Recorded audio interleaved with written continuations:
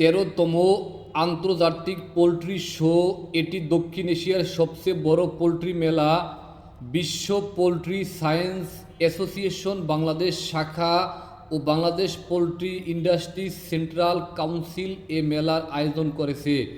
জানা গেছে, sustainable poultry for amazing Bangladesh কর্তৃক আয়োজিত এ মেলায় 18টি দেশের 2 শতাধিক কোম্পানি প্রযুক্তি ও সেবা নিয়ে উপস্থিত হবে।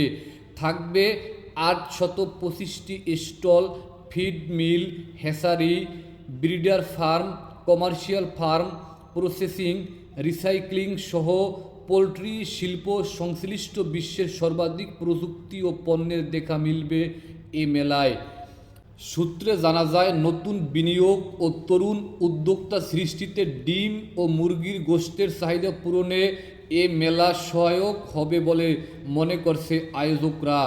এ বিষয়ে 2050 সালকে সামনে রেখে দেশীয় পোলট্রি শিল্প একটি দীর্ঘমেয়াদী পরিকল্পনা নিয়ে কাজ করছে। উল্লেখ করে বিশ্ব পোলট্রি সায়েন্স অ্যাসোসিয়েশন বাংলাদেশ শাখার সভাপতি মশিউর রহমান জানান, শিক্ষিত বেকারের সংখ্যা দিন দিন বাড়ছে। পোলট্রি শিল্প অসংখ্য বেকারের মুখে হাসি ফুটিয়েছে। আগামী 10 বছরে এ খাতে প্রত্যক্ষ ও পরোক্ষভাবে প্রায় 1 কোটি মানুষের কর্মসংস্থানের সৃষ্টি হবে।